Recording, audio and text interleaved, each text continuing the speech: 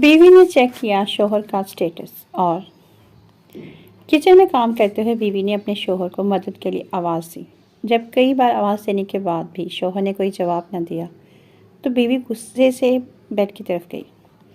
वहाँ क्या देखती है कि शोहर बेशुमार फाइलों में घिरा सो रहा था। बीवी को उस पर तरस आया और उसने उन बिखरी फाइलों को उठाया। जीवन साथी के मासूम सोते चेहरे पर प्यार भरी मुस्कुराती निगाह डाली। उसके हाथ से गिरा पेन उठाकर साइड टेबल पर रखा। उसकी पेशानी के बालों को प्यार से संवारा और फिर उसकी कमर पर ज़ोरदार घोंसा ठोक दिया। शोहर हड़बड़ाकर उठा और बीवी से पूछने लगा, क्या हुआ है? बीवी ने उसे अपना फ़ोन दिखाया जिसमें व्हाट्सएप में शोहर का status last seen on WhatsApp 1 minute ago लिखा नज़र आ रहा था।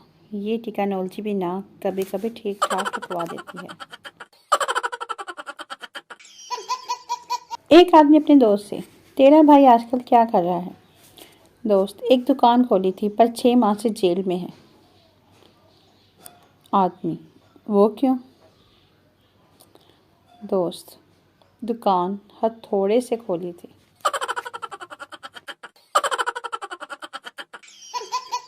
जहाँ देखो इसके बीमार बैठे हैं, जहाँ देखो इसके बीमार बैठे हैं।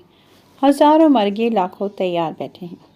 बर्बाद करके अपनी तालीम लड़कियों के पीछे, बर्बाद करके अपनी तालीम लड़कियों के पीछे। फिर कहते हैं कि मौलवी साहब दुआ करें, बेरोज़गार बैठे हैं और बंदे के पुत्र बन जाओ। माँ, बेटा टीपू सुल्तान का पता है? बेटा नहीं। माँ, पढ़ाई पर तवज्जो दो तो पता हो। बेटा, नौशीन अली का पता है? माँ नहीं। बेटा, अब्बू पे नज़र हो तो पता होना।